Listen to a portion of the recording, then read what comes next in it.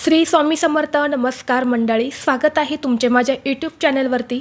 आजचा दिवस तुम्हाला खूप छान सुखाचा आनंदाचा जाऊ हीच मी स्वामींच्या चरणी प्रार्थना करते आणि आज या नवीन व्हिडिओला सुरुवात करते. 13 ऑगस्टपासून पवित्र श्रावण महिन्याची सुरुवात झालेली आहे आणि 11 सप्टेंबरला हा महिना संपणार आहे. श्रावण हा महिना अत्यंत पवित्र आणि शुभ मानला जातो. हा संपूर्ण श्रावण महिना भगवान शिवशंकरांना समर्पित केला गेला आहे. या महिन्यात केलेले व्रत, उपवास, सेवा, उपाय हे खूप जास्त प्रभावी ठरत असतात. याचं कारण म्हणजे भगवान महादेव हे कैलास पर्वत सोडून पृथ्वीवरती भक्तांना आशीर्वाद देण्यासाठी आलेले असतात आणि म्हणून अगदी कोणतीही छोटीशी सेवा किंवा एखादा छोटासा उपाय हा आपल्याला शीघ्र फळ देऊन जात असतो. आणि म्हणून आपल्याला हा श्रावण महिना संपण्या अगोदर हे एक फूल कुठे दिसले तर अजिबात सोडू नका. तुम्हाला ते फूल जे आहे तर ते घरी घेऊन यायचे आहेत. जर तुम्हाला श्रावण मास हा संपण्या अगोदर हे एक फूल भेटलं तर तुमची करोडपती होण्याची इच्छा पूर्ण होईल. तुमच्या मनातील कितीही कठीणातील कठीण इच्छा ही भगवान महादेवांच्या कृपेने पूर्ण होऊन तुमच्या आयुष्याचं सोनं हे झाल्याशिवाय राहणार नाही. घरामध्ये चहूबाजूने पैसा येऊ लागेल, पैशाचा ओघ वाढेल आणि आपल्या घरामध्ये धनसंपत्ती पैसा यायला सुरुवात होईल. तर असा हा फुलाचा उपाय आपल्याला या श्रावण महिन्यामध्ये करायचा आहे.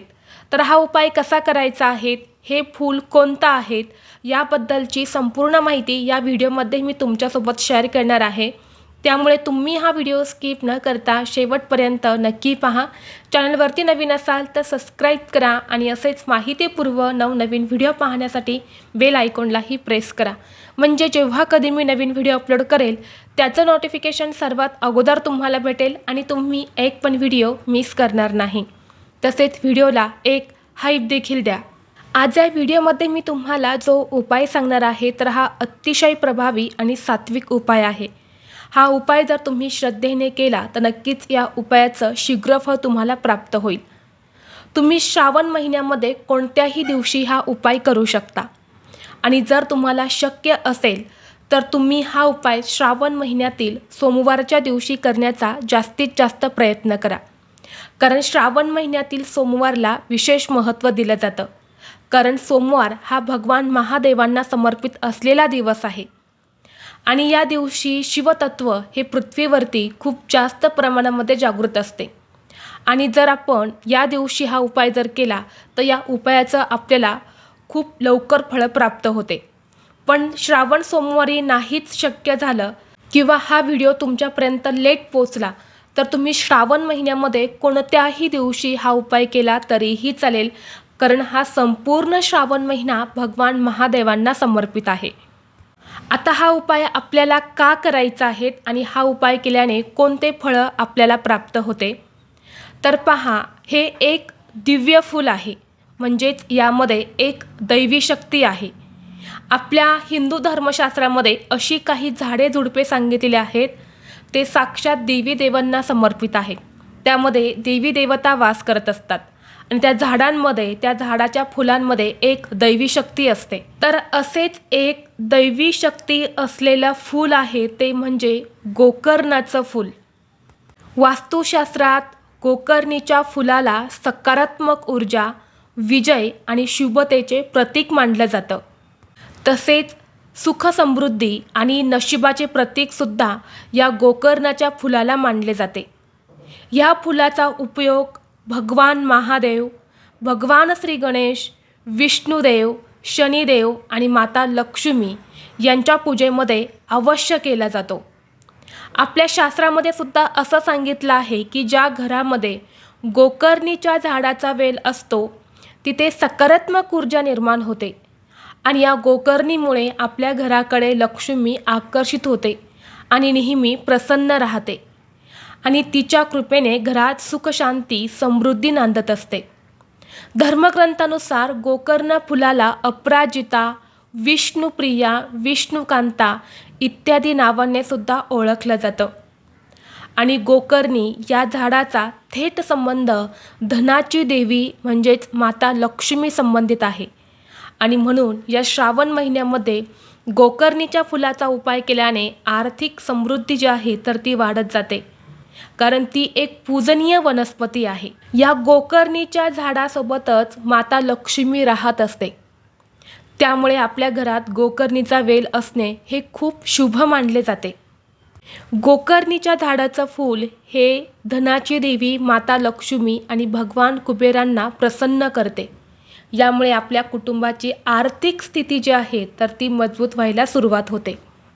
आणि म्हणून जर तुमच्या घरात सतत समस्या येत असतील, पैसा अजिबात टिकत नसेल किंवा घरात नकारात्मक ऊर्जा, नकारात्मक वातावरण जाणवत असेल किंवा एखादी मनोकामना तुमची पूर्ण करण्यासाठी तुम्ही भयंकर अगदी मोठ्या प्रमाणात प्रयत्न करत असाल, पण त्या प्रयत्नांना यश मिळत नसेल, तुमची कोणतीही इच्छा पूर्ण होत नसेल, कोणतीही गोष्ट तुमच्या मनासारखी घडत नसेल, सतत तुम्हाला अपयशाचा सामना करावा लागत असेल, तर हा उपाय तुम्ही श्रावण मास संपण्या अगोदर अवश्य करा.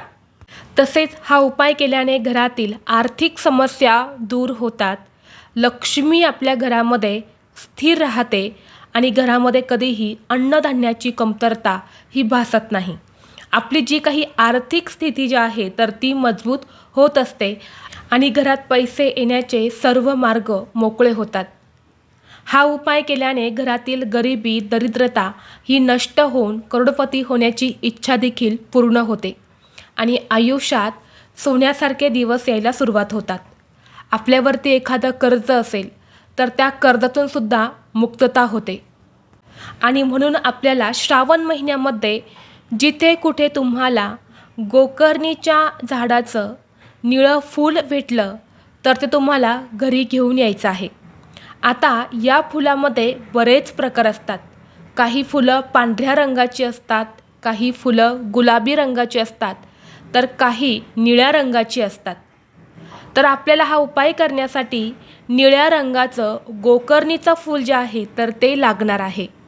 तर हे जे फूल आहे तर हे आपल्याला श्रावण महिन्यामध्ये किंवा श्रावण महिन्यातील सोमवारच्या दिवशी घरी घेऊन यायचं आहे. घरी आणल्यानंतर एक तांब्याचा कलश घ्यायचा आहे. त्या कलशामध्ये शुद्ध पिण्याचं पाणी भरायचं आहे आणि त्या पाण्यामध्ये तुम्हाला 21 काळे तीळ टाकायचे आहेत. यानंतर एक छोटासा गुळाचा खडा टाकायचा आहे आणि थोडंसं गंगाजल टाकायचं आहे. आणि यानंतर हे जे गोकर्णीचं फूल आहे तर हे फूल, पाणी आणि 2 अगरबत्त्या घेऊन तुम्हाला महादेवाच्या मंदिरात जायचं आहे. आता हा उपाय आपल्याला घरी करता येणार नाही, म्हणून मंदिरामध्ये जाऊन करायचा आहे. कारण मंदिरामध्ये सकारात्मक लहरी किंवा दैवी शक्ती जी असते ना ती खूप जास्त प्रमाणामध्ये जागृत असते आणि अशा प्रसन्न वातावरणामध्ये आपण उपाय जर केला तर त्याचं आपल्याला शीघ्र फळ प्राप्त होते. आता सर्वप्रथम तुम्ही मंदिरात गेल्यानंतर काय करायचं आहे, तिथे या 2 अगरबत्ती तुम्हाला प्रज्वलित करून लावायचे आहे. यानंतर हे 1 लोटा जल तुम्ही घेऊन गेलेले आहे तर ते जल तुम्हाला शिवलिंगावरती अर्पण करायचं आहे. उत्तरेकडे तोंड करून तुम्हाला बसायचं आहे आणि दोन्ही हाताने ओम नमः शिवाय या मंत्राचा जप करत हे जल तुम्हाला शिवलिंगावरती अर्पण करायचं आहे.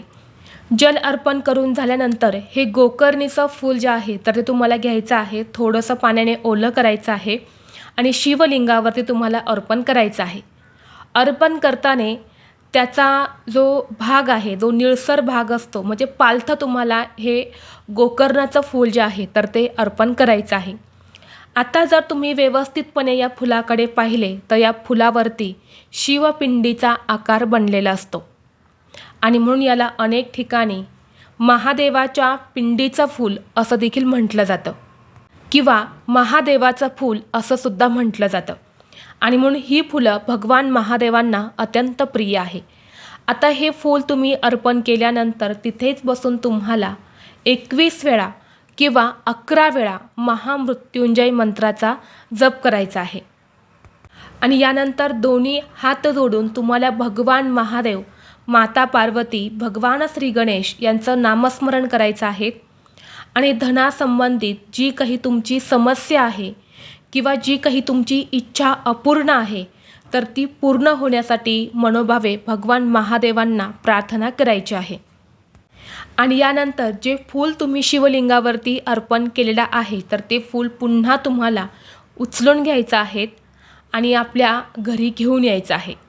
घरी आणल्यानंतर हे जे फूल आहे तर हे एका लाल रंगाच्या कपड्यामध्ये बांधून तुम्हाला जिथे तुमच्या घरामध्ये तुम्ही पैसे ठेवतात, तुमचे काही धनसंपत्ती असेल किंवा महत्त्वाची कागदपत्र असतील तर त्या तिजोरीमध्ये तुम्हाला हे जे फूल आहे तर हे ठेवायचं आहे. हे फूल जे आहे तर ते अभिमंत्रित झालेले असते, त्यामध्ये एक दैवी शक्ती असते आणि यामुळे या फुलामध्ये लक्ष्मी आकर्षित करण्याची जी दैवी शक्ती आहे तर ती खूप जास्त प्रमाणामध्ये सक्रिय झालेली असते. त्यामुळे आपल्या घरात पैसे येण्याचे मार्ग हे मोकळे होतात. स्वतःहून माता लक्ष्मी ही आपल्या घराकडे खेचली जाते आणि ती आपल्या घरात नेहमी प्रसन्न राहते. हा उपाय केल्याने आपल्या घरातील सर्व सदस्यांना प्रत्येक कामात यश मिळते. घरातील सर्व संकट अडचणी ह्या देखील नष्ट होतात आणि म्हणून तुम्हाला या श्रावण महिन्यामध्ये सांगितल्याप्रमाणे हा एक उपाय जो आहे तर तो अवश्य करायचा आहे. त्याचबरोबर जर तुमच्या घरामध्ये एखादा व्यक्ती सतत आजारी पडत असेल, मग लहान मुलं असतील किंवा मोठा व्यक्ती असेल, वयस्कर व्यक्ती असेल, सतत त्या व्यक्तीला दवाखाना चालू असेल, मेडिसिन चालू असेल, दवाखाना करूनसुद्धा त्या व्यक्तीला बरं वाटत नसेल तर एक हा उपाय छोटासा नक्की करून पहा. यासोबत तुम्हाला जे काही तुमचं हॉस्पिटलचं जे काही रुटीन चालू असेल तर ते सुद्धा चालू ठेवायचं आहे, बंद करायचं नाही. पण त्यासोबत हा एक उपाय तुम्ही नक्की करा.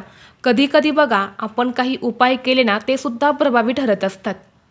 तर काय करायचं आहे, एक निळ्या रंगाचं गोकर्णीचं फूल जे आहे तर ते तुम्हाला घ्यायचं आहे आणि एका लाल रंगाच्या कपड्यामध्ये बांधून ते तुम्हाला आजारी व्यक्तीच्या उशीखाली ठेवायचं आहे. किती दिवस ठेवायचं आहे तर तुम्ही 11 दिवस हे फूल तसंच उशीखाली ठेवायचं आहे. ते सुकल्यानंतर सुद्धा तसंच राहू द्यायचं आहे. 11व्या दिवशी तुम्हाला ते काढून घ्यायचं आहे, त्या पोटलीसहित वाहत्या पाण्यामध्ये विसर्जित करून द्यायचं आहे. जर हा उपाय जर आपण करून पाहिला ना नक्कीच आजारी व्यक्तीचं जे काही आजारपण आहे तर ते हळूहळू दूर व्हायला सुरुवात होते. त्यामुळे तुम्ही आजारी व्यक्तीसाठी हा उपाय अवश्य करा. स्वतःसाठी केला तरीही चालतो किंवा तुमच्या घरातील इतर व्यक्तींसाठी सुद्धा तुम्ही हा एक छोटासा उपाय नक्की करून पहा. त्याचबरोबर ही गोकर्णाचं जे फूल आहे ना हे शनिदेवाला सुद्धा अतिशय प्रिय आहे.